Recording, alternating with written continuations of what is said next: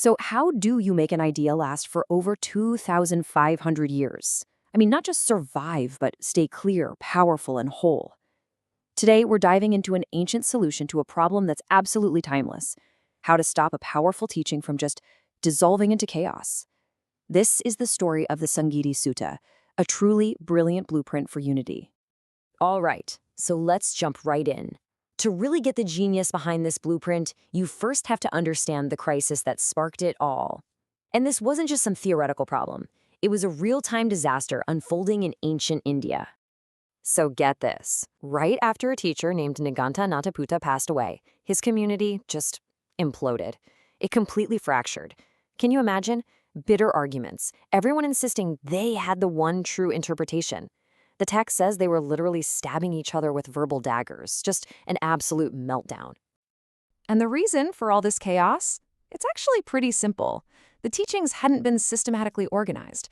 Without a clear shared structure that everyone could agree on, it just became a total free-for-all of personal opinions and arguments. And for anyone watching, this was a huge cautionary tale. Okay, so now let's look at how the Buddha's followers saw this disaster unfold and thought, nope, that is not going to happen to us. This is where some incredible foresight meets really elegant, smart design.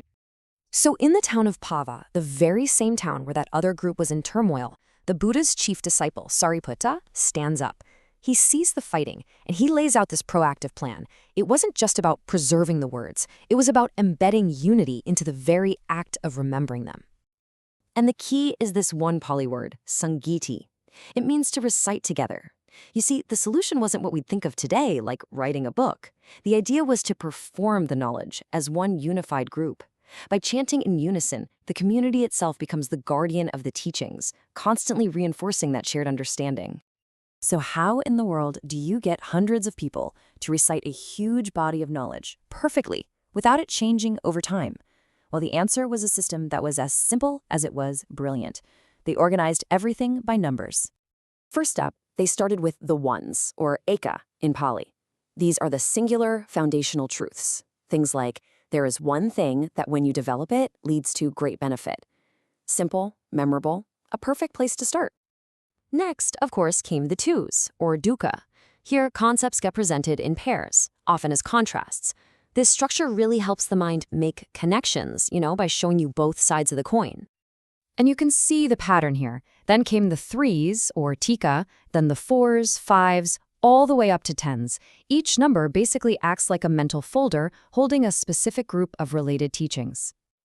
And this is where you see the real genius of the system. Remember, in an age without any hard drives or cloud backups, the human mind was the hard drive. This numerical structure was this incredibly powerful mnemonic device, a mental filing cabinet that made this vast teaching easy to learn, easy to recite, and most importantly, easy to check for errors. I know this all might sound a little abstract, right? Numbers, lists. So let's look at a few real examples to see just how powerful this system is in action. It really brings these complex ideas into sharp focus. So in the twos, we find this really powerful contrast. On one side, you've got ahirika, which is shamelessness, and anattapa, this lack of moral dread or unscrupulousness. But on the other side, you have their wholesome opposites, hiri, or conscience, and attapa, that healthy fear of doing the wrong thing. You could call it scrupulousness. The pairing itself is a really deep teaching on ethics. The threes give us these core foundational concepts, like the three unwholesome roots. These are identified as greed, hatred, and delusion, the fundamental drivers of all our suffering. Grouping them together like this makes it instantly clear what's at the heart of the problem we're trying to solve. And then in the fours, you get a real cornerstone of practice, the 4 foundations of mindfulness. This isn't just some random list, it's a curriculum. It lays out a clear, systematic path for training your mind. You start with the body, then you move to feelings, then to the mind itself, and finally to all phenomena. It's a roadmap. So you can start to see how this all builds into something way bigger than just a smart memory trick. We're talking about a legacy of clarity that has let these ideas travel through centuries with remarkable integrity.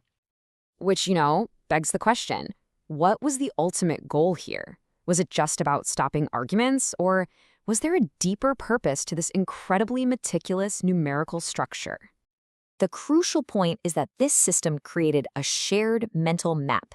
Think of it like a robust, self-correcting code for an entire philosophy. It ensured that whether you were learning in a monastery in Sri Lanka or a forest in Thailand, that fundamental framework, the twos, the threes, the fours, was identical. It protected the teaching's core for all time. And that leaves us with a really provocative final thought. In our digital age of broken links, data rot, and file formats that become obsolete in a decade, this ancient method offers a profound lesson.